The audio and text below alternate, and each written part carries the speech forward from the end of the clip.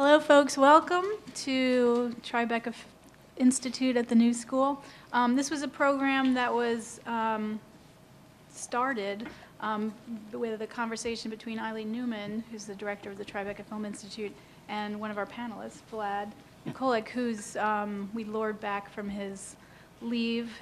He teaches here at the New School, and he's happily not teaching here at this semester.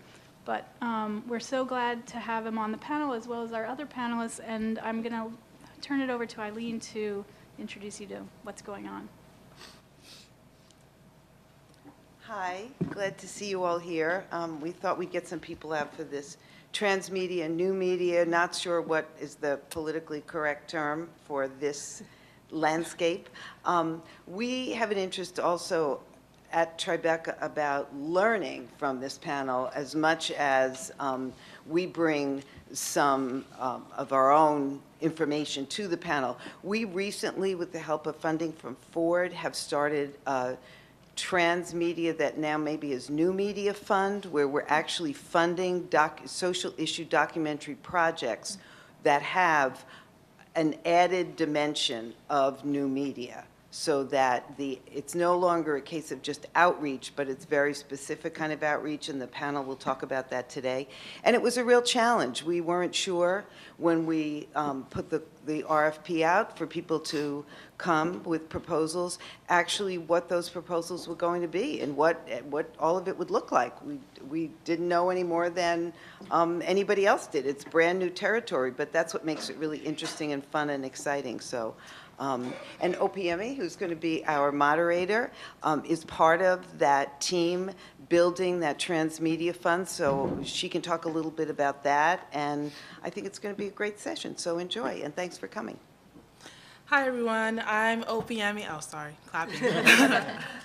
I am Opeyemi Olukemi. I am the Program Associate for Tribeca Film Insitute Digital Initiatives. Is that better? Okay. And I'm about to introduce our fabulous panelists. All the way to my left is Megan Cunningham. She is the founder and CEO of Magnet Media, an award-winning digital production studio and marketing services firm that produces web video and social media campaigns for many of the largest brands in media, entertainment, technology, including Apple, Google, ABC, Showtime, the Associated Press, DreamWorks Animation, and more. Next to her is Caitlin Burns. She is a transmedia producer with Starlight Runner Entertainment, who has worked on a number of blockbusters, including Pirates of the Caribbean, Tron Legacy, and Avatar, as well as Halo for Microsoft and Transformers for Hasbro. In addition, she runs Starlight Runner's documentary and social issue campaigns, focusing on using entertainment for social change. And to my immediate left is Vladan Nikolic. Is a filmmaker and associate professor of film and media studies at the New School. His most recent work includes producing the feature Here and There, which is the winner of 2009 Tribeca Film Festival Best New York Narrative Award, and writing, directing, and producing the feature film Zenith, which is accompanied by an elaborate transmedia campaign. So now that you are all introduced, I think we should start by trying to define what is transmedia. Who? Take it away. I'll take the bait. I think transmedia is multi-platform storytelling, where there's some relationship between the content creator and consumer. I'll go ahead and I'll talk a little bit about the formal definition of a transmedia producer. In the last year, the Producers Guild of America laid down the first formal definition for crediting for a transmedia producer, as well as a variety of new credits in new media, broadband, mobile, and other fields that literally they're the first formal credits addressed in the industry in about 30 years. But for the Producers Guild's crediting, a transmedia producer is a person who's worked on multiple narratives within the same story world on different platforms. So that's a fairly wide range of things, but it requires a substantive addition to a property, be it fiction or nonfiction, in the field of online narrative, mobile narrative, web series, film, games, novelization, comics. And for me, It's the way that you tell the themes, the stories, and expand the story world of a production of an idea. You know, you take a narrative, and that narrative takes place in a place, and there might be a similar narrative down the road from it in that fictional or nonfiction place, and you have the opportunity to tell those stories in a wider canvas. Great. I don't know if I have anything to add to all this. Just maybe to make it more specific, I think that we're now in an environment where one medium in itself is kind of broken up, and this is probably all of you have this already in your experience of how you watch, experience media. So, you know, instead of just sitting 60 or 90 minutes in front of a TV screen or a theatrical screen, the content goes over from mobile devices to computers to various different platforms. So what, for me, coming out of the traditional filmmaking background, what Transmedia opened is really another way to tell stories and also to reach, for independent, I think filmmakers was very important to reach an audience at a time where, as I was just in another panel where there was a guy from Twitter who said that basically we now produce as much media in a month that has been produced in the entire history. So it's really something that has to be taken into account, whatever you're doing that is connected to media. And I think Transmedia opens incredible opportunities especially for independent media producers and filmmakers. Great. And that kind of segues into my next question, which is, you know, each time I'm with a filmmaker or someone in the industry, the question is that the film landscape is changing.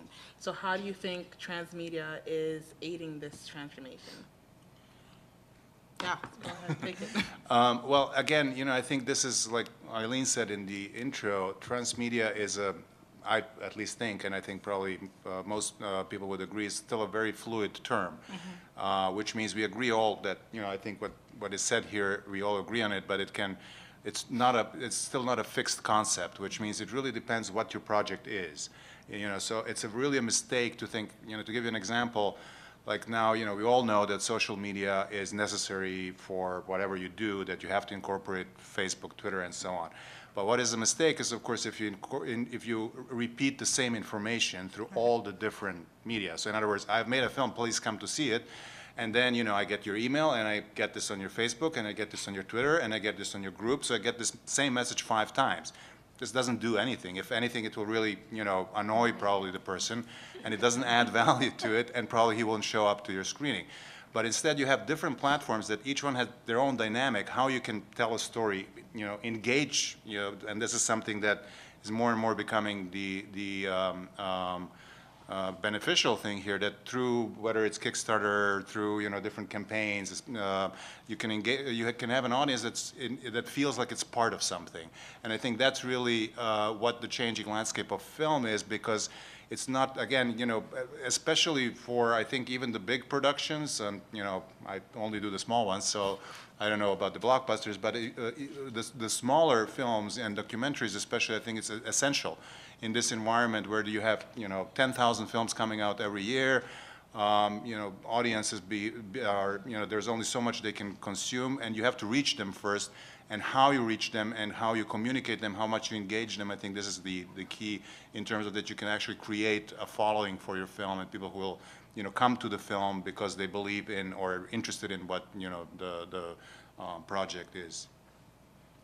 Go ahead. I just wanted to add, yeah, that's terrific, but just one other sort of related thought here is just, I think that in many ways, a lot of what's considered new media or transmedia actually has its origins in the 80s in many ways, and I don't think it's as new as a lot of us think. I mean, I think pre-Twitter, there were many ways in which people were being disruptive and sort of nonlinear in their storytelling, and the biggest difference in terms of the latest wave is just the mere scale. I mean, we're all, you know, immersed in our cell phone worlds these days, and I think that there's a couple of research documents that for those who are students and want to kind of follow up on this, the MTV organization has just released a lot of new studies regarding digital natives and sort of their consumption patterns. And it's just mind-blowing as far as how much of an extension of their identity they feel their digital presence is and how managed that presence is. And so the audience itself, in many ways, I think is become enabled as, you know, where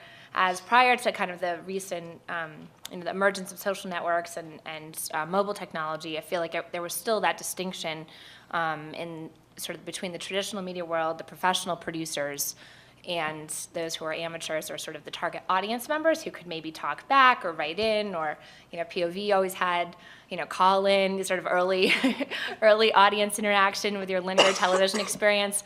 But in this environment, it's just constantly, washing all over us. And the media companies themselves are very much, many of whom are my clients, are very much struggling with how to reconcile that position, because there's a huge uptick in what's known as sort of this co-viewing or second screen experience.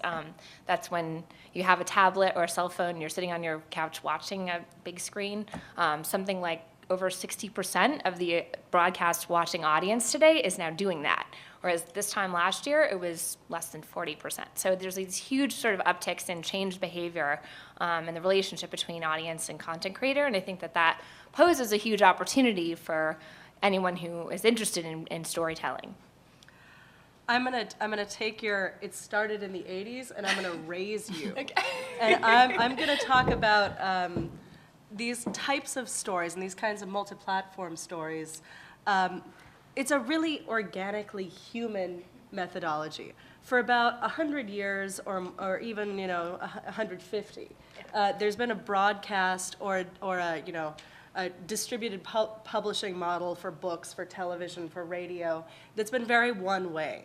When up until that point in all of human history, I mean, we were still all telling stories. The communities build themselves around these great mythologies, the most compelling stories, the most compelling themes and messages that fit for those groups. And people have been creating stories on multiple platforms for as long as we've had campfires and cave and charcoal that we could draw in, or dirt to make an image in, that can add to what's being told. And the real difference that we're seeing is not a whole new world of storytelling. The techniques of good storytelling are the same as they've always been, but we have to relearn what it's like to have a discussion with our audience in a new way. The way that the hierarchies of giant studios and game companies and television networks, the way they've been set up is a new concept in and of itself. And we're seeing with the addition of a lot more equity in the way people can share their voices and share the work they're creating, those barriers are breaking down, and the hierarchies have to shift. And the reality is that with digital natives, with people my age and younger and increasingly getting older, all content is competing with all other content. We're not talking about switching the channel. We're talking about, is there a really fascinating article I want to read more than I want to watch this TV show? Is there something really compelling that's a story I found in this online video that I want to pursue before I continue watching it? And that's the sort of thinking that you want to build into what you're creating. There are all sorts of stories that don't fit into a 90-minute doc format.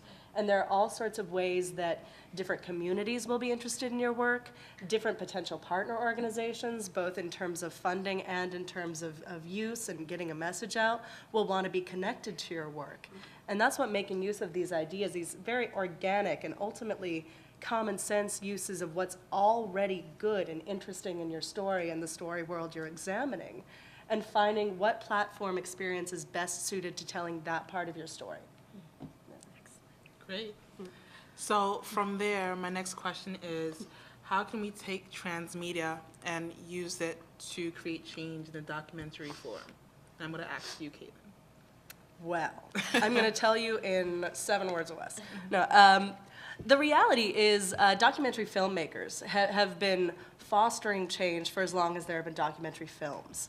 A lot of what is really powerful about documentary film is still really powerful, except there are different ways you can get your film seen, different ways you can get your message out, and different ways you can produce the content that you're trying to highlight outside of a sort of, well, you shoot all of it, you do all this work, you shoot all of it, and then you have to cut down to the most compelling or most interesting 90-minute segment that then you're going to take to the festival circuit and then take to the art houses, and hopefully you'll be able to find a good DVD distributor. Now you don't have to have that same limitation on how you present your work and how that distribution allows for your work to be seen. And the same way, you don't have to bemoan the fact that you are unable to pursue this really fascinating story because it doesn't fit in that 90 minutes. If it's a really fascinating storyline, it can be part of a wider online experience. If you have primary sources that relate to your piece, there's every reason you should be able to find a way to link to those or find some way to include those in a wider part of the full experience of what you're presenting online or in other products, other experiences, live events, ways to get yourself seen that are exciting and will really activate people in a wider variety of ways. And it takes a little bit of learning. It takes a little bit of new thought because I meet a lot of filmmakers who are diving into this, who are excellent storytellers. But the reality is, excellent filmmakers have to make films, and you have to learn how to surround yourself with people who know how to be excellent social media writers, excellent web designers, excellent experience makers on a variety of platforms. But that gets really exciting really fast when you're all in the same room for the same reason, and you're all really taking advantage of amazing, interesting content to make a change. Your excitement, the excitement of the people or space in the community around the topics you're looking at, that gets very infectious and very and rapidly becomes the community that'll help launch your doc and create an audience long before you get to the steps of distribution, film theaters, and festivals. Great. It looks like you have something to add. Sure, yeah. No, I think that there's so endless opportunity, I think, for documentary makers, and especially in today's environment, I feel like you touched on primary sources and the ability to kind of engage maybe subjects of your film. I think that's a huge opportunity, and it's not being sort of fully exploited by a lot of the storytellers that I think are very comfortable in traditional media. One of the projects that we were involved in with the Bay Area Video Coalition, who has had a Producers Institute for the last several years, was a healthcare project by director Pete Nix. And he had come from sort of a frontline background and is now doing a really fascinating multi-platform story that's all about healthcare. And this sort of was a project that was started prior to the national debate. It's sort of being the centerpiece of the national debate 2 years ago. So it was kind of really interesting timing, and he's putting together a lot of different pieces of that project across Twitter and YouTube, and as well as through a linear broadcast, and that you can find online. I think Thomas Allen Harris, prior to that, we worked with on a sort of photography project that also had a PBS component to it, and that sort of lived in traditional media in one medium, and then also had sort of components to it that were exclusively available online, and that had live events as well. So I think that's just a couple of sort of examples where people are using those who come from with a traditional background, who are using the fact that there are so many different platforms today to produce for. The one thing I would caution is to say, sort of define or pick or prioritize maybe 2 or 3 platforms that, rather than just saying we're going to be everywhere, is sort of like your top tier where you're going to invest a lot of time and energy and build community, because it is time consuming. And I think, everything to be achieving at a very high level and to really engage people and respond to comments and all the things that you want to do as a filmmaker and as a stimulator of dialogue, as a documentary maker, it does take time. And I think if you can prioritize platforms, that's a great way to really make sure that you have, you're not diluting your efforts, and that you have, a substantial presence where there's a volume of, sort of community members, whether those be likes or followers or whatever platform you choose, that you can engage with in a sincere and consistent way. As a storyteller and a documentary maker, you know your story better than anyone else, and knowing your story well, you'll have a good idea what those core pieces are. And focusing on doing them well, focusing on what you know is going to be the most compelling execution of the story that's going on in your property is really absolutely 100% on. It's very easy to get overwhelmed, and ultimately, someone may know how to do something quite well, but it might not be the right thing for your story. It might not be the right thing for what your project is about. And being able to know that and articulate those points first is what we do, and we talk about at Starlight with everyone from blockbuster motion picture visionaries to documentarians and people who are doing, very, very early development campaigns on, no budget media. And it's really important to know what you're trying to say first. Great. So I have a next question. I'm going to ask you to answer it because it talks about how you can effectively use transmedia with your narrative and your documentary and how that changes. I know you have a clip, so if you could show that and segue into it, would that Okay, help? sure. Yeah. Yeah.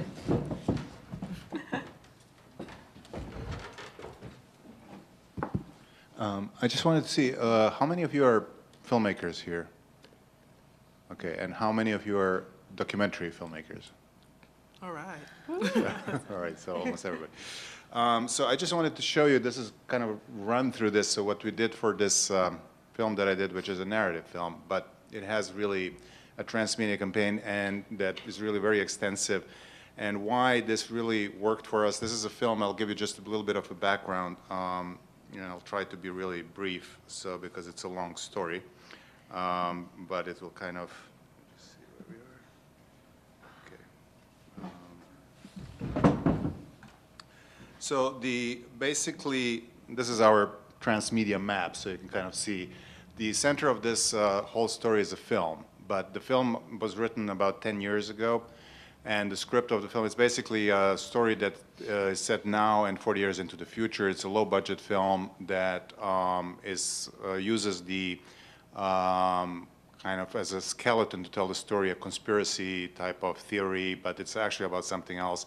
And it has kind of a circular story structure where you can watch the film. It cuts back and forth between these two stories. There's an enormous amount of information in the film. And you could kind of see the film by itself, and it makes sense. But there's a lot of questions that are not answered, and or they're just alluded to in the film. And this whole universe takes outside of the film through different websites, through different social media, and so on. Now, one thing that was interesting to me coming out of the linear world of filmmaking was that, I always thought that this film should have content that's outside of the film. But again, it was written 2001. We started shooting in 2008. MySpace was still the place to, actually put stuff, and Twitter wasn't even there. So like what, was said before, so it's really technology is, the good thing is it makes things easier, but you kind of think about, at least I think it's like out of the content and what you want to do, and then you start thinking about like, where do I put it, how do I put it, how do I engage? And we built basically a team of people from the beginning while we were shooting the film that we were building these websites and the different entry points into the storyline. So to make this a little bit more specific, when we talk about transmedia, what does that mean? When we finished the film for about a year, we had a period where we were basically putting stuff up on different websites and created these, groups, which seems the internet is not working.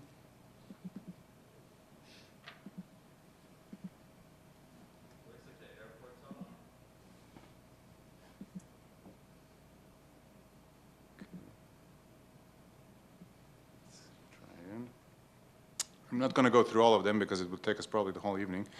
But just to give you a sense, there's basically what the dialogue behind this is or was, because we started with these conspiracy theories and alternative news stories and so on. The whole idea behind the film is really to kind of go behind the process. How do we make up our mind about certain things, and to kind of challenge assumptions that we take for granted by just listening to news and thinking like that. So that's kind of the way backstory of the whole film.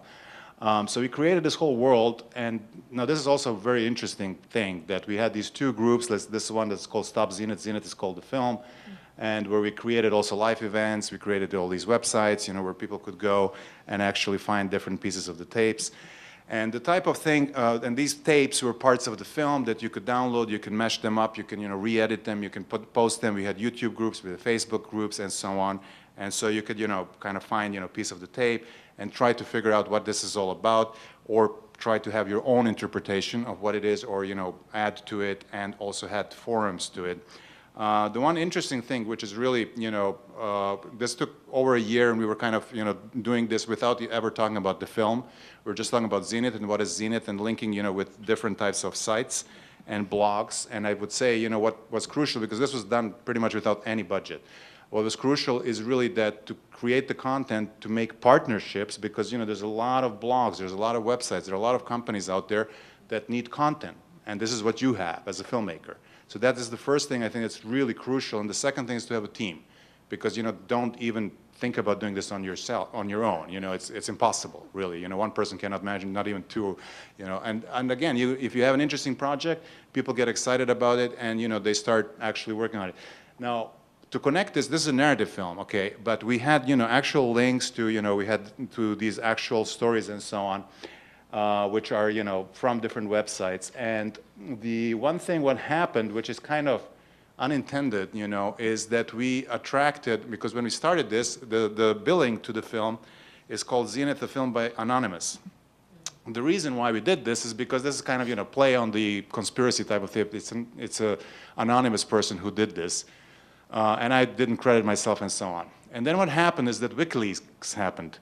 And all of a sudden, a group of hackers called Anonymous, which we knew actually about them, because we used kind of Anonymous as a way of kind of, to, when we designed these, the whole sites and so on, as a kind of a blueprint, because at that time, they were just a group that was, against Scientology. They were not as prominent.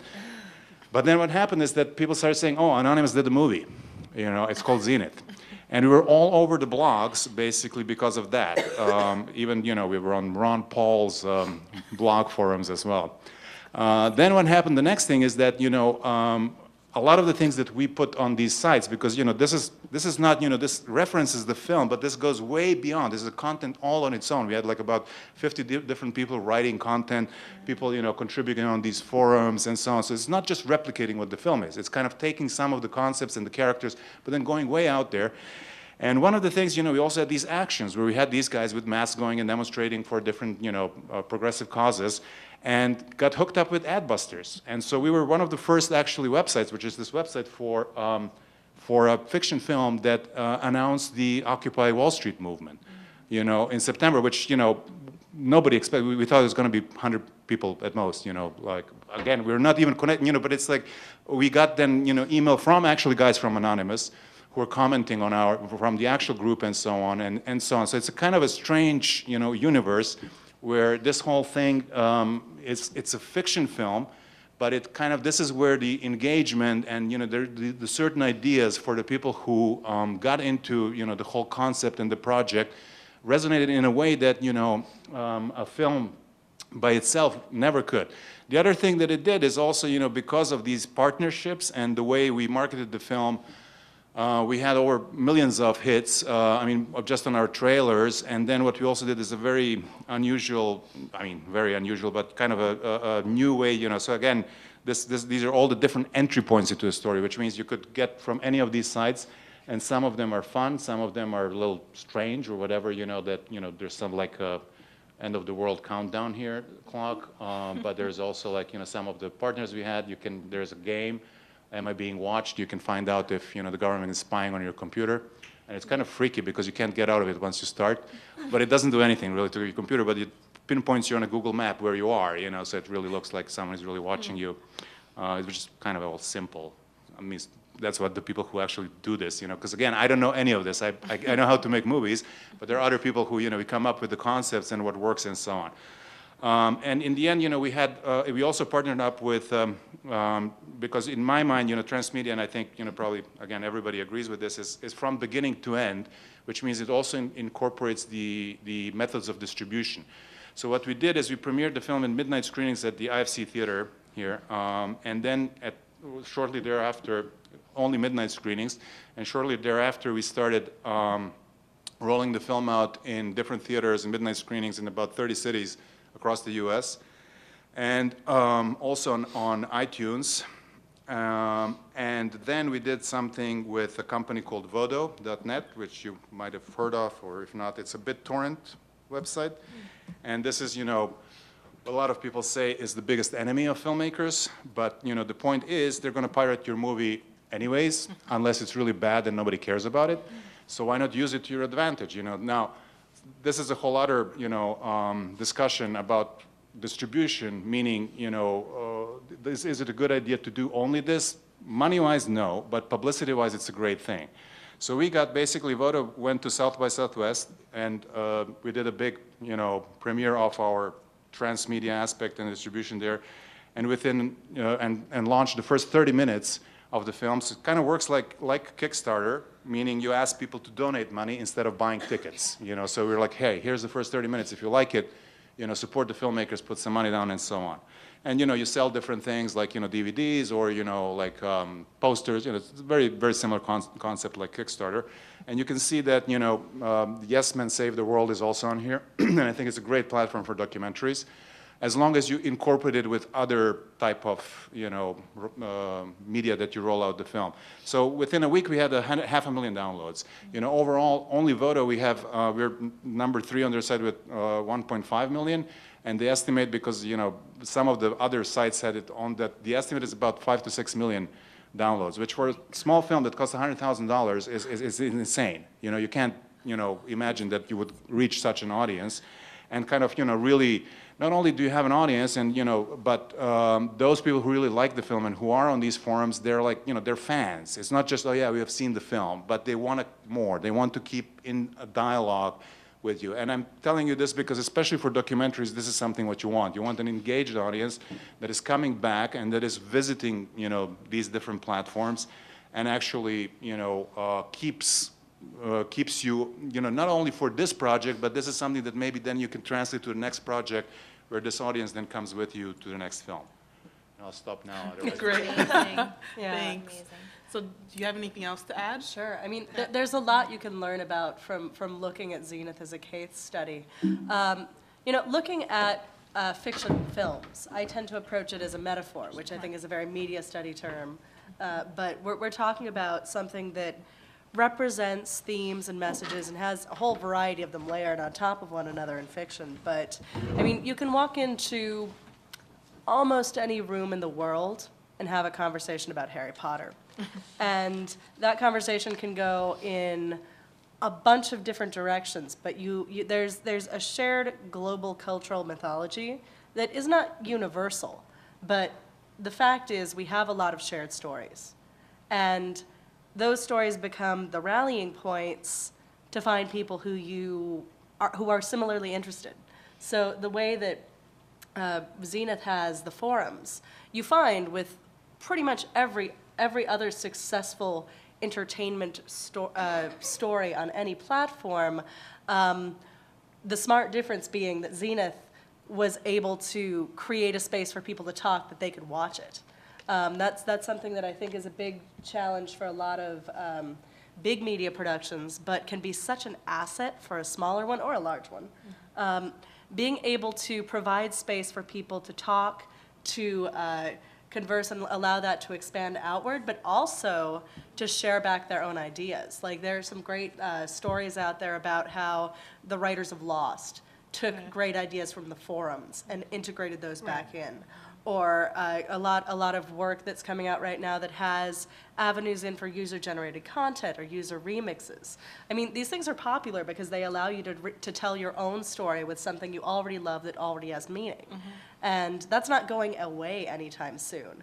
And the more you can build that trust and that relationship with the community around your work, again, the more loyalty you'll have, the more interest you'll have to go to your next piece, and the more opportunities you'll find for creative collaboration and for new pathways to take your projects further. Great. I'm so sorry. Would you mind just holding that question? I'm about to open for Q&A. Okay. So I have one last question to wrap everything up. And this would, I guess, lead into the Q&A session coming up. But if I was a filmmaker, what would the recommended steps be to getting my film, whether it be narrative or documentary, produced? And anyone can take this. Well, I guess the question is, what's your goal? Yeah. Define what you want from this at the start, because that'll determine a lot about the path you immediately start on. If it's about really getting something seen, but you don't care if you're paying your rent at all, that's a very clear path that eliminates a lot of boundaries like eating or rent. But if your goal is to become a filmmaker who is supporting yourselves filmmaking, you do have to think about it in a slightly different way. But ultimately, the first steps in any project is define what your goal is, understand what you want to talk about, and talk about it with others, because you have to be able to have your idea stand up and be challenged and be refined. But also, the more conversations like that you have, the more interested people you want to work with are going to be. You'll find people by talking about it who can become, your DP, your producer, your social media writer, any of those things. But share it. Be willing to talk about what is driving you, what your passion is. Great. I just wanted to say, there's a few tools that we use at my company to help content creators sort of structure their work, and I think that's one of the toughest parts, is really coming up with a structure, because it's not, linear. You have pre-production, production, post-production, and you're done, and hopefully it hits film festivals, and you're independent, or you're commissioned by, the next agent or broadcaster. And so I think that, these days it's obviously a lot more challenging to kind of come up with a game plan and a strategy for how to produce something effectively and stay within the budget. And so one of the things that we do, which is a pretty simple exercise, is just kind of going through a content discovery and organization process at the head, which doesn't sound very creative, but in fact is a really essential step. And I think,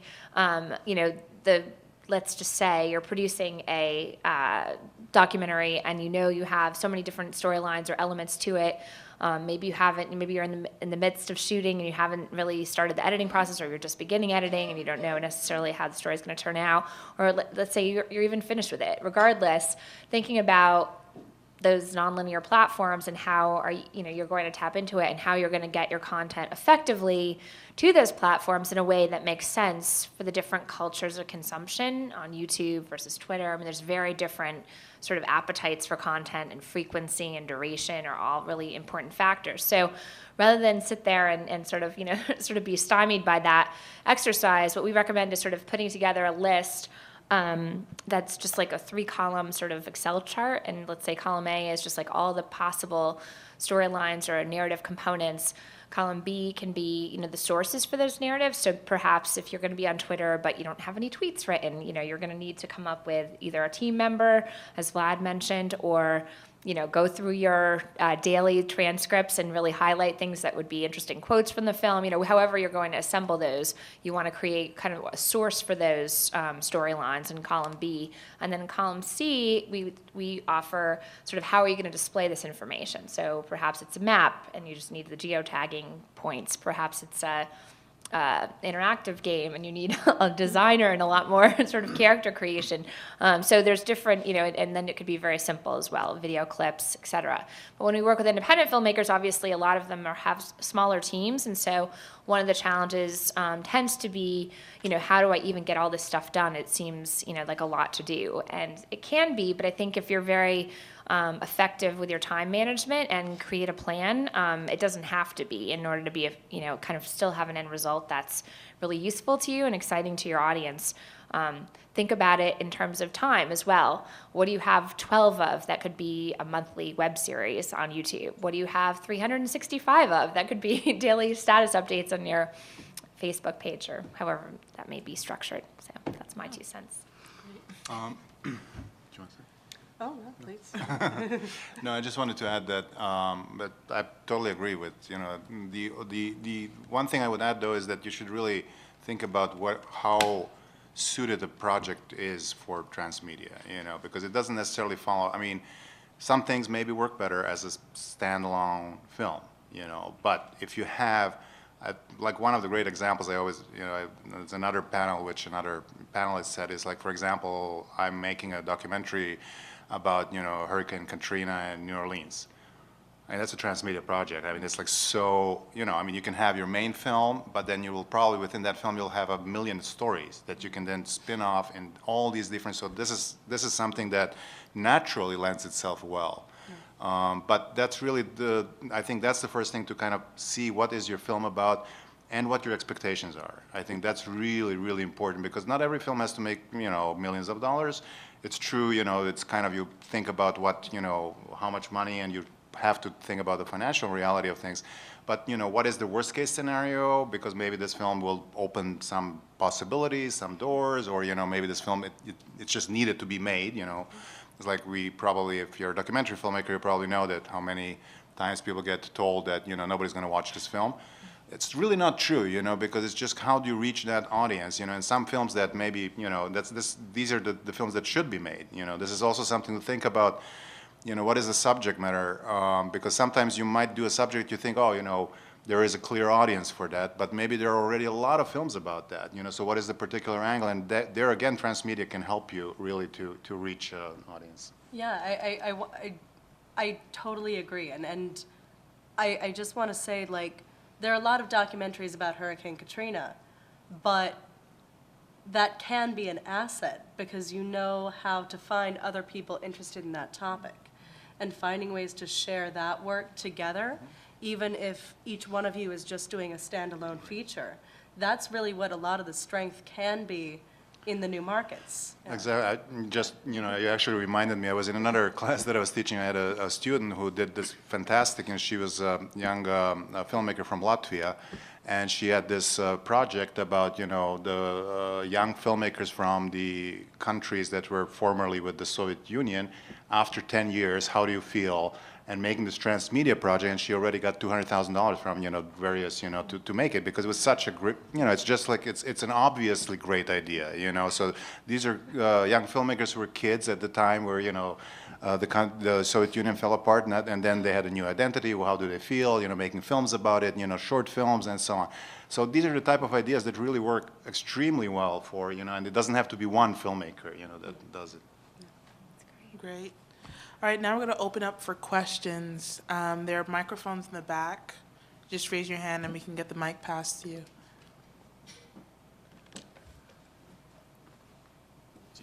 We need help with this? No? Cool, Fight thanks. for it. Hi, my name is Jodine Gordon. My question is for Vladan. Did I say that correctly? Mm-hmm. You talked about building partnerships with other websites, for example, that need content. Can you give a little bit of insight into how you initiated those partnerships? Did you already have content ready-made? Did you, how did you approach them?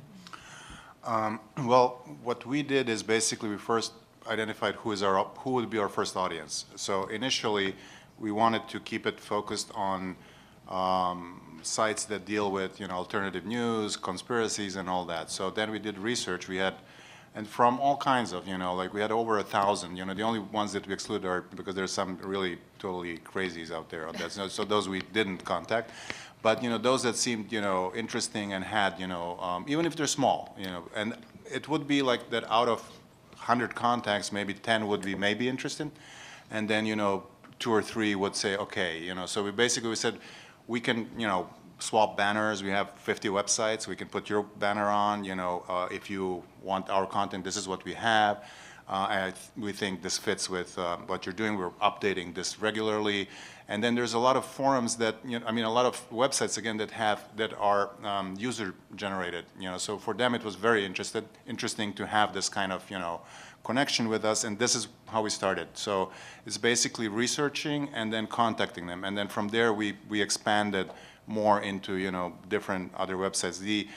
I think this was already said before, it's a long process, So this is something, that you should not expect immediate results, and you have to be kind of prepared to, that it can take months, sometimes maybe a year, until you get to a point where, you know, you might look at it, it's like, you know, at your stats, you know, Google statistics and so on, and you say, well, you know, it's like 50 people came this month, you know, but that shouldn't discourage you because you're building this over time, you know. And the one thing that was really great for us was, and I think this is, you know, because again, we don't have the kind of capacity as a company. We were just a team of people, and some were experienced in this area, but still, you know, we didn't have any money or any budget, so we had to be flexible, you know, because in other words, some things that we tried didn't work, you know, and then we would leave it, you know. And I think this is going to your point, you know, you don't want to spend waste, you know, because some things are very labor intensive.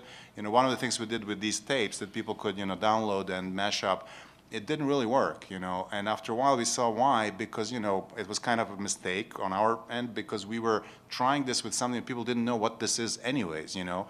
So this can come afterwards, after they're fans, they're in the movie, this is kind of, you know, Star Wars, they will, of course, you know, they will do whatever, you know, but for something they don't know and it's labor intensive, they have to go, they have to download it, so you have like 10 people do it, you know. So then we said this is not working, but other things worked, so it's kind of, you know, giving you leeway to try different things.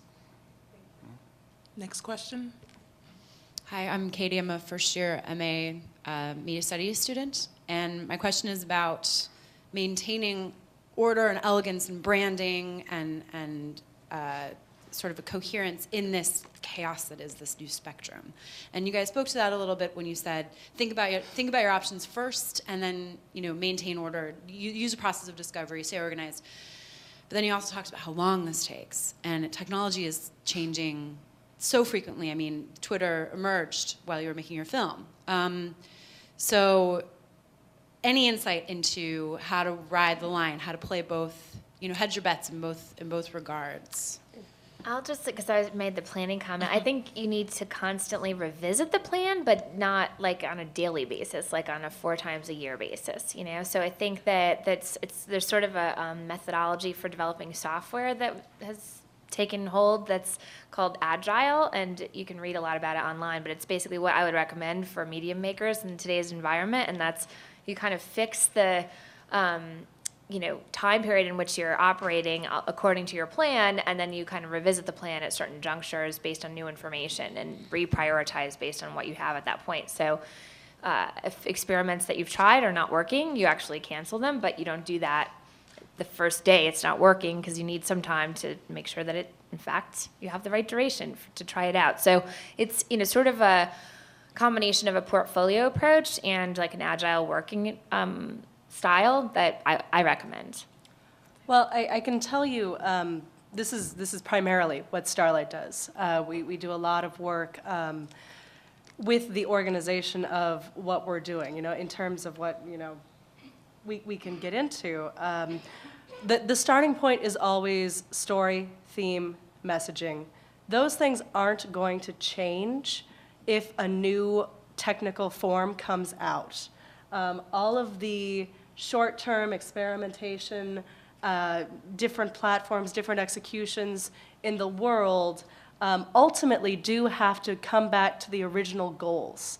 If they aren't, they might ring false, they might not be the best use of your time and thought process.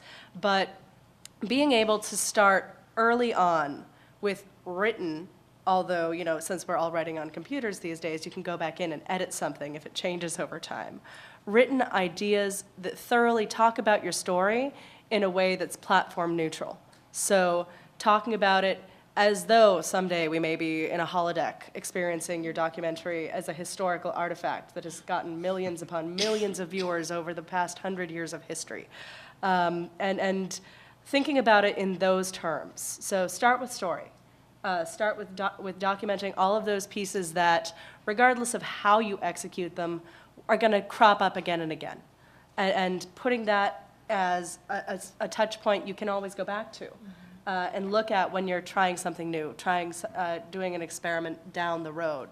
Because with a lot of documentarians we're seeing today, and it certainly proved true with the New Media Fund applicants and winners, the documentary is just the beginning for a lot of these people, a lot of the creators. They're, you know, they want to see what happened in a first film through to follow up all the tendrils and all of the conversations that grew out of what they were talking about. And provide a better way to have that dialogue and that discussion around the content for years to come. Great, thank you.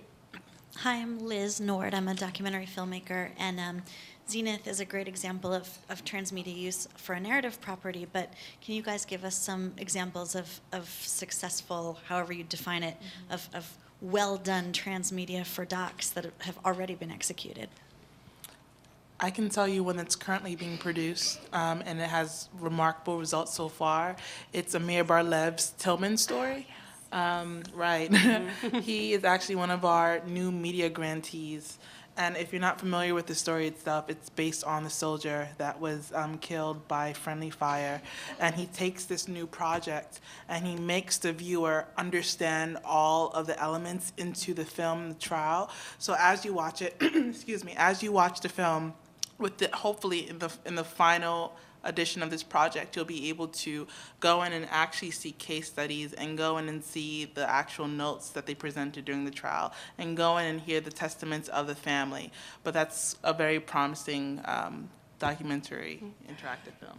Yeah, just to shamelessly plug, the New Media Fund is an incredible resource, but largely, and all 6 of the grantees are well worth looking at for a variety of reasons. I agree, yeah. In terms of, they're all in different positions in their development and rollout, and they're all very fascinating case studies in and of themselves. But the reality is that this is a somewhat new concept. If you go online for almost any doc film, you can find something additional, whether it's intentional or not, whether it's really planned or not.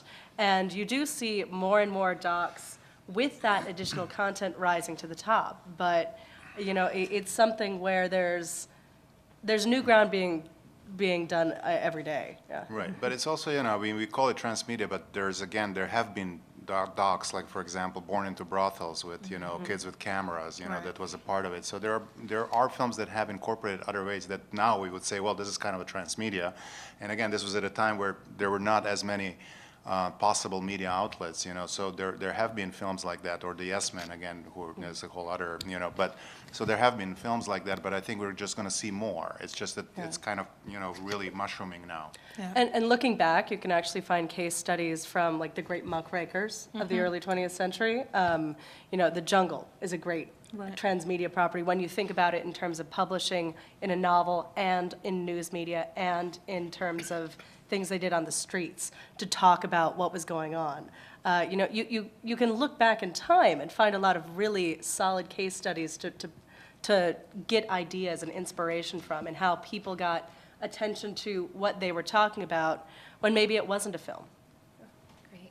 I had to speak to a class of documentary makers at Columbia, and they asked me to put together some case studies, so I'd be happy to email that to you. I can also post it on our blog, which is Magnet Media Films, if people want to check that out. It's easier.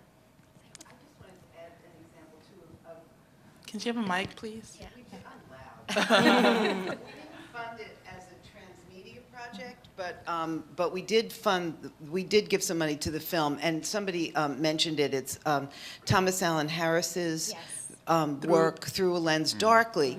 The thing that I think is really interesting about that is Thomas is a beautiful filmmaker, and he came to us with a film about black photographers. Part of the idea behind it was that within the black community many years ago, you went and you had your picture taken. You went to the picture studio. All of these photographs were floating somewhere. But if you were living in Harlem, maybe you went to James Van Der Zee's studio. So he took a workshop that we had on then, before Transmedia, on outreach. And what happened in that workshop is that the workshop leaders started to talk about these photographs and connecting with people all over the country and then the world who probably would find a link if they could find a way of downloading these photographs, creating this portal. And that's what he started to do. He went all over the country. He had, for example, went into Harlem. People came with their photographs. They downloaded them. They told their stories about who the people were. And then they had an afternoon where people went and heard the stories, heard the people come in whose photographs were there. And I was there listening to people saying, I know that woman too. So this whole community, both online and in person, got created. The film isn't even finished yet. And this has been going on for years. Right. So he's now almost got a fine cut of the film. And I think that's a perfect example, whether or not the project is perfect, of the transmedia piece actually coming before the film, even though the film was the idea. Yeah, that's a great story. I've also had the audience had such a participation in the story itself, and I think, and Thomas is a perfect example of someone who had a lot of really great ideas at the beginning, but just kind of had to dive in and say, okay, we're going to take this one element of the story and just start acting on it and try to raise money just for that one element, and then maybe we can, sort of snowball and get the rest of it off the ground. And I think it's, it's just so powerful to see how those connections, it was kind of the best execution of the technology in many ways to reestablish a lost history. Thanks for all of your ideas. And to build on what you just said, I'm Laura Silver, faculty at Parsons, and working on a documentary about the Knish. And I'm wondering if you could talk about certain new funding streams that we might not be aware of that relate to these transmedia or different media properties. Like, I've generated a whole list. And I'm glad you also spoke about offline human interaction, which is one media I think we forget about a lot. But are there any other surprising or unusual funding streams or asks or gets that might be available in this transmedia realm which were not as obvious before? Well, one thing is if you or anybody on your team has, let's say, a foreign passport, because there are film funds, they're actually, that's sad, but it's true. It's like I was at a conference and there are people from, Netherlands and France and they all got money, actually from their film funds for transmedia development. So, that's one possibility. The other possibility is crowdsourcing. I mean, I think that has become a big, I just saw a friend of mine who did the film Herb and Dorothy raised $50,000, just like, and it's already above. So, I think these are especially for documentaries, and I think, where you have people really wanting to be part of something, that's a really valid way to go.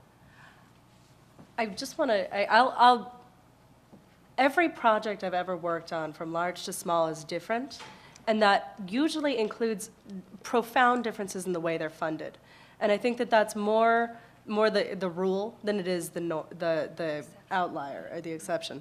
A lot of what I think is really strong about crowdsourcing is being able to identify communities and identify potential partners who you can ask or who might be willing to engage because, well, let's say you're doing a documentary about a Knish.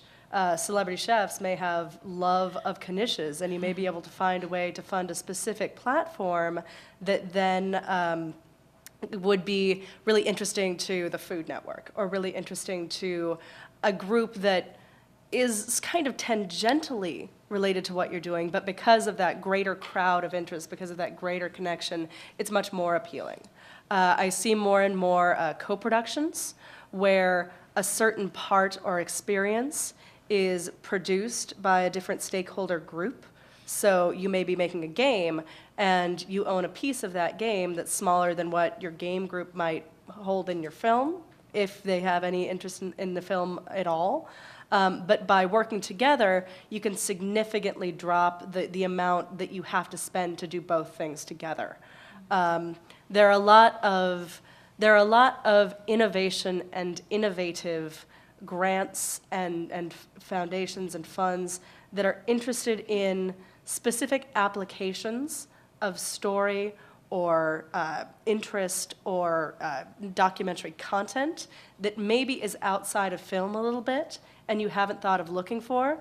But if you look according to what you're making a film about, you might find a new pathway into that sector. And just, again, it goes back to understanding what you're talking about and thinking about it in a more neutral way, but then suddenly there are a lot more possibilities when you stop thinking about it through the lens of a camera only. Hello. My name's Alan Hoffmanis. I'm a festival and theater programmer. And the question's actually for the three of you. And I was wondering if you see the theatrical experience itself evolving, like in the future. Meaning, we were talking a bit earlier about if you're at home, you can hit pause and you can, in the article, if you see people taking advantage of the group dynamic. Or I'm wondering also when you had your midnight screenings at Zenith, if you use that to any extent. Well, I can, just one thing that I kind of didn't mention, we also had live events. We had like some parties and events and so on, and I think the theatrical is still very important because of, like sometimes if you're doing these things, Transmedia is 21st century and some distributors are still stuck in the 20th, so they still do things, or not only distributor, but some people like publicists or journalists or reviewers are still, so I think the one thing that is important is, again, to make an event that is also live, to make, so to have people come and actually participate in, and the screening is definitely something where this happens. So I think there's, this is why, to me, it's like fascinating that at the festival, like you have a full house and then the film opens and it's really hard to get, people to see it, right? So because it's an event that, people come and watch. So I think, in one way or another, I think screenings and other type of live events should be part of, what your whole campaign is. I don't think that will go away. I think it's just that it's different, that in this type of media production, that the theatrical doesn't have to be the goal. It's just part of a larger picture. But I think it's important still to have that. Yeah, I love going to see a movie in the theater, but when I go, I'm thinking about it as a bigger experience than I did, even 10 years ago when it was sort of the only game in town for me. I do think that there's a lot that's going to be evolving about that particular type of experience, because for a while it was, by virtue of its existence, an experience that was desirable. But there has to be more. There has to be more it has to be, when you're programming something or you're setting up an event, it has some real intention behind it, and it thinks about the full scope of the experience in a way that the Cineplex showing at 11, 1, 3, 5, 7, 9, and 11 don't have. And I think that that's one of the reasons you see a lot of foundering in that. And if you have something more that seeing the 3D adaptation of Clash of the Titans at any multiplex between here and Vacaville, California at any time of the day, Yeah, I just wanted to say this is actually, because this was the idea what we had with the midnight screenings at the IFC, because it fit for what this film was like. But it was also the idea because at midnight screenings you don't have, the films that they screen at midnight, they're now usually reruns or horror movies. So, this harked back to the idea of films like, Eraserhead, David Lynch, and so on. So we kind of used that as a model. And then because of our, Transmedia, we had actually lines around the block, for the premiere, which for a midnight film is it's a great thing, so it's a big deal. So I think in these ways incorporating, and I think it's kind of just thinking, it's in documentary film, it's like, again, there are several ways in which you can, put your films out into a theater for limited engagement and so on. But I think it's really, if you find, like what you said, it's really a way to incorporate it into something bigger. You'll have a much better chance to, engage a bigger audience, and that it becomes something more than just, okay, I'm screening my film at the Quad or something, The,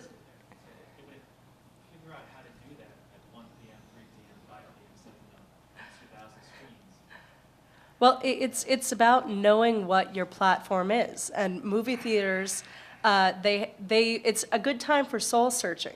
It's a good time for thinking about what makes your experience different from Twitter, different from online viewing, different from second screen, different from DVD. What makes that experience amazing, and what has made that experience amazing for this amount of time? And, really being able to focus on those aspects and going into it with a realization that you're now competing against a much wider variety of experiences that people can control themselves. Yeah, another example is of this. I'm sorry. It's like it's like Exit Through the Gift Shop. It just came to my mind because I was with Richard Abramowitz and who did the rollout of the film, And he said we were kind of, working, like against Banksy, because Banksy was like, didn't tell us anything what he was doing, and he would, there was something pop up in a city, and we'd run with the film, So he said it's kind of, but it actually worked, because that you can also see as a transmedia aspect, because, a lot of people knew who he is, but like Richard said, I had no idea when they told me it's a film by Banksy. I thought, who's that? He has only one name, So it's like, but it really worked for that film to have a really great theatrical life, a documentary. So I would just say I think that depending, I didn't hear, I'm sorry, but the position that you're in, but I would say that the bigger theater chains, I personally think are in jeopardy in many ways, especially as the interactive TV wave is really just beginning, and I know a lot of people have poo-pooed it because Google TV launched really early and they didn't have a lot of content, but Apple's coming out with something, next generation, everyone knows it, and it's less than 2 years away, and it's going to, I think, profoundly transform the living room experience. I also think that what cinema people want from today is social, and that does not have to happen just in Union Square. It does maybe if you're really creative about what that Union Square experience is, or 42nd Street, or wherever you're going to go to a multiplex in the city. But I think that, I really do think that the theater chains are among the later groups to kind of think about innovation and embrace the fact that there are so many platforms and that they can play a really critical role in leading that social experience, because they know how to do more than sell popcorn. I mean, they're great programmers. So many of them are fabulous cinema files that, have really helped to redefine the history of what we watch. And I think it's a missed opportunity. That's what I would say. And I think that I would just point to one other technology that all of you can benefit from, which is Million Eye, which is the leading, they're a partner of ours, full disclosure, and they're leading Facebook-approved shopping cart that allows for a streamed experience where you can set up on your Facebook page a theatrical-like experience, and there's a social component to it and a lot of really cool features, and they recently re-released several films, including The Big Lebowski, so you can kind of Google that and check it out, but it was hugely attended, and lots of people are really into that aspect of it, the social component. Great. Next question. Hi, my name is Angela, and I'm a doc filmmaker. And you talked about, second screen and how all of a sudden people are watching things on their tablets and their iPhones. What about mobile apps? Are there any examples of, documentaries in particular that have taken, to the next level with those? Yeah, I mean, my personal opinion, there may be, and I'm not aware of many, but I would say that they tend to be not as cost-effective as a lot of the other mediums that you can produce for. And I think that doesn't mean that you shouldn't do it, depending on what your story is, but I think the rise of HTML5 on mobile devices is really sort of the preferred way and a lot less expensive than creating apps, which then you have to do the iPhone Android game, and that's really challenging. So, well, the thing you have to think about when you're approaching a mobile platform experience is, well, people watch YouTube on their phones, people do all sorts of passive things. One, it's a really intimate environment. Like, especially for younger folks, it's like your bedroom or your diary. It has all of your secrets in it, and it never leaves your person. So thinking about what you're doing on that intimate platform and largely how it's useful. What is the point of having this on your phone as opposed to having it online or in a direct viewing environment? There are all sorts of very interesting things that I've heard begun and that are in development now that I can't talk about, unfortunately, that, call me again in a year and we'll have a great conversation with some real case studies. But really, you have to think about it in terms of utility, in terms of the functionality of that experience and that platform, how it contributes to the greater ecosystem of your doc, and really how it is respecting the use of that device. And the pad and tablet thing is another layer of specific experience beyond the mobile phone, and you have to think about those experiences as being slightly separate anyway. because they're not exactly the same experiential platform. Sorry, you just actually brought something to memory. There's the New York Tech Meetup, I want to say like 2 months ago, prior to September 11th anniversary. There was not a filmmaker, but a very creative storyteller who demonstrated an app. So I'm sure it's online if you can just Google it. And it was essentially, he worked alone with a developer and sort of geotagged the city. And so essentially anywhere you launched the app, you could actually see a sort of projection through your phone, through the phone, thank you, 110 stories, which was, and you'd see the towers sort of magically reappear, so to speak. Yeah. So it was very powerful, yeah. It totally goes back to the experience and utility argument for me. You can do really astounding and very different things that can absolutely work to highlight what's best about your story and your project. But it's not going to be the same thing as doing a doc film. And there are all sorts of amazing possibilities, but bringing in someone who has experience working in what you think is a good idea is so essential. Definitely, yeah. And he talks a lot about the collaboration with the developer extensively. But they needed to know where those stories were and how to put that material together in an interesting way. And that's why you need filmmakers and you need people who understand what that story, what that center point around it is. Any other questions? Yep, go right ahead. My name's Bria, and I'm undefined. So this is really exciting, all the possibilities of media, and so the idea hits you, your grassroots production, and you've tried all you can with grants, you've tried all you can with sponsorships, and you just really need talent to be a part of your project to help do the things that you don't know how to do, the web design and whatnot. I'm curious to know from a producer or director's perspective, how do you get people involved? Like, what sort of strategies can you offer, or kind of, incentives that are not money-based? Because if you have a broke budget, how do you get people to commit?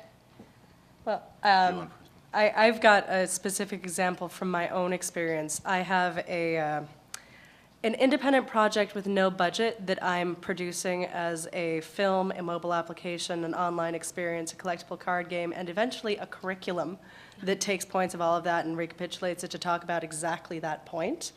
And we went about getting creators by posting, we posted about 10 printouts of a limerick in Williamsburg with an email address attached to it. And we were able to get interest, and we ended up actually getting some press about the project that literally was in its very first call to creators, because something in what we could do as creators and something in the project sparked the interest of people around it. Being able to reach out in those ways, and not everyone will get the response they want on the first try, but small, safe-to-fail experiments, reaching out, emailing, posting to Facebook groups about similar conversations, trying to ask questions of people who might be working in a similar area. Those are the things that are going to build some substantial conversation and the connection person to person that you're going to want to find the people you're going to be working with. You have to be able to get past the fear of asking the question and ask it, or the fear of saying what you want to work on in a crowded room, so that the right person can eavesdrop on that conversation and be, yes, I'm totally there. I'm so excited about this project, and I understand that it has no budget right now, but I think it's important. That's what the sharing has to be about, and it really, like with Through a Lens Darkly, you're talking about something that you can get people excited when you talk about what got you excited. And being able to reach out and build that community, it absolutely can happen long before you find your first dollar of investment. I would just, Go ahead. I would just add, one of the things that, or two, because I've done so many no-budget movies, I don't even want to remember them all. But you can get a great team of people, first of all, if you don't have money, you have credits, and what that means is, you can have someone who was an assistant to someone and who really needs the credit now as the main person who knows an incredible amount of stuff, and if you offer him or her to be really creative and part of the team on that level, people will, and if they like the project, of course, that's the first thing. But you can assemble really an amazing group of people just based on that who want to, on that level. And second thing is, always, if you don't have money, you need time, which means that's kind of, that's the one thing. So that's more about like how you schedule things, how you, you plan your production, how you plan your fundraising and putting the team together. And I think these are, absolutely valuable things, social media groups, again, research, there's so many groups, I mean, not a lot, but still there are groups now about transmedia. There are meetups, you can meet people who do, you can maybe find someone, I mean, we did, with the designers who did the design for the websites, they're professional designers who work for big advertising agencies, but they really wanted, a project where they can design the whole design of something cool, that's not a product, So there's always, you just need to kind of, again, go out and reach out and meet people, and you'll get your team together. I just want to add one more point to that, and that's you can really tell who has built success by reaching out and building community around them in terms of making films, because they have their act together and they have such respect and trust for the people that they work with that it stands out. It stands out in the way that other people talk about them, and it stands out in the quality of their work as well. Because if you're asking someone to work for nothing, you really need to respect their time by being totally organized, by really having your materials together, and by really being able to give them something substantial to work on. Because, essentially, you're paying them in trust and you don't want to, it's too important a quality of this work to treat it shabbily. Is there another mic? Oh, Yeah. perfect, go ahead. My name is Thenmori Sandarajan, and I'm a transmedia storyteller. And I'm working actually on a documentary about caste and untouchability. And one of the things that I've been thinking about in that equation of transforming the audience into the user, into the change agent, is really, for us, transmedia is about protecting our crew when we're in India, because we're in situations of a lot of violence and a lot of flashpoints of engagement. And we'll be going into residence at MIT to be talking about civic engagement, but I was just wondering if you guys could talk a little bit about examples of documentary that have used transmedia in the pre-production process, and also for kind of this being able to rally around a team in this way, or around our subjects, because the subjects, as soon as they testify to us, will also be in a precarious position. So it's all about constantly raising the invisibility of this community into an international platform of accountability. So just curious if you could speak to that. There are a lot of examples of this that are coming from what you wouldn't traditionally think of as part of the entertainment or media industry, citizen journalism, a lot of social issue points, and that's something that my company treats as part of this great ecosystem of storytelling and what's going on in the world around us. The reality is, for that kind of operational safety, it's essential. People need to know where you are. People will be interested in knowing where you are, and it can be something that really helps to rally an early community around your project, if you're thinking about it from from that perspective as well. Finding the ways to use the low-to-the-ground, quick-to-respond mediums like Twitter, Facebook, online sites, and being able to connect what you're doing in production of your piece can be as interesting and engaging to people as the work that comes after that. And I think that a story like what you're talking about, where it has a lot of drama in it inherently, and it has a lot of interest around it, having a robust platform together before you're working on that primary production of a film will help you build the community that's going to care if you guys get in trouble. And it's something to think about seriously when you're dealing with sort of high-risk issues. What does it mean that when you're in the middle of production, something happens? Not just to you, but maybe to one of your subjects. Being able to build a community around that, that adds a new layer of experience that hasn't been available to filmmakers before. You could write letters home, but that's not a public medium the same way social media or online distribution of information is. And people are looking for that kind of content. They want to be able to find people who are finding the stories.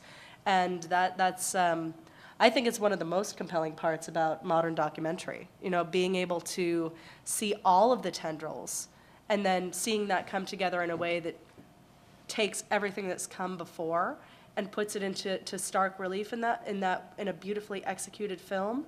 It's whole new layers that before now only the creator got to see. And it's very exciting as an audience member. Great. I was just going to do a shout out for Burma VJ, which was on HBO 2 years ago, maybe. It was within recent memory, but they, I believe, used what's the word I want? The solid state media that goes into specific cameras. Anyway, some type of flashcard to smuggle out the footage because everything was outlawed to be captured. And so it was just a sort of harrowing story that they did a lot of behind-the-scenes writing on as far as how that was produced and how they kept the VJ's identity private. There also was a panel at New York Women in Film, and they've actually written a lot about this as well. Terry Lawler's organization, I don't know if you're familiar with it, but many heroic women who've been journalists in the Middle East and Mexico and who have captured stories firsthand and put their life at risk, but who have come back and sort of been eyewitness and sort of given workshops and or shared stories of how to be, how to survive in those types of situations. So it's a really dangerous thing, and I think it takes a very special type of person to risk their own life and in making a movie. One of the things that you and other documentarians may encounter, which I hope very much by the time your film is together changes, a number of the festival circuits and people who are evaluating for distribution are still requiring certain amounts of clear original footage that has never been seen before, that may or may not cause trouble if you've released video on a social media platform or online. And I think that there's a real, for me personally, I find that to be a huge barrier because I think that with the communities that people are building around their stories and with the social change that can happen rapidly, that, if you have a chance to change what you're documenting before the film is in the can and seeking distribution at a festival,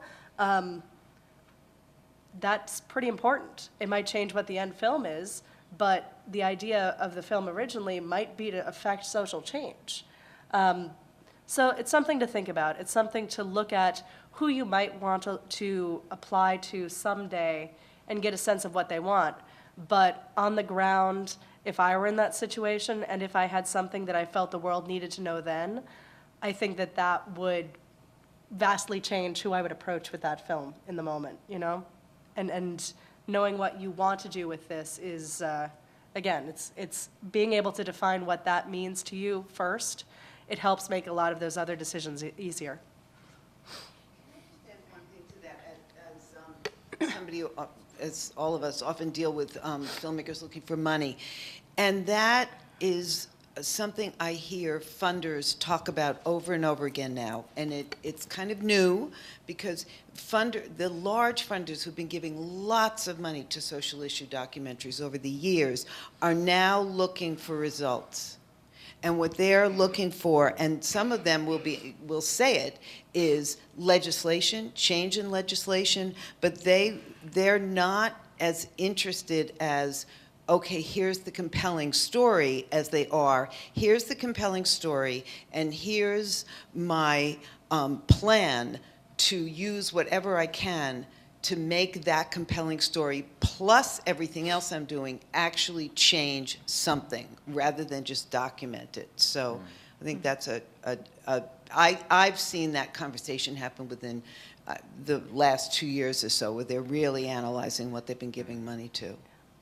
And while I have this, I do have a quick, I know we have to end our question part, but But I just wondered if anybody has an example of something that we haven't really spent a lot of time with, and that is the gaming aspect and where that fits in. Because I know places like, or organizations like Games for Change are very committed to doing exactly that, and yet it doesn't seem, for many documentary filmmakers, I don't hear, and this is my game that I'm doing.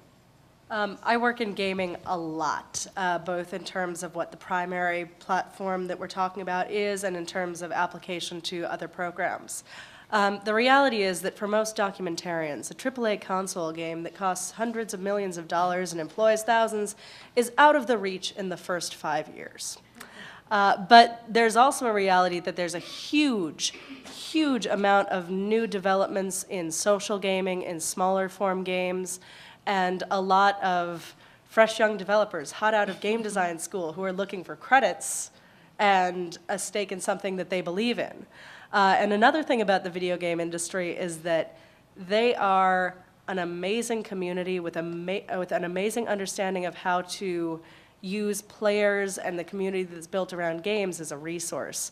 I've seen very few similar communities of any size that can respond so rapidly and so passionately to a call to action for philanthropy or social justice or anything like that. If it's meaningful, people will pick it up and spread it like wildfire.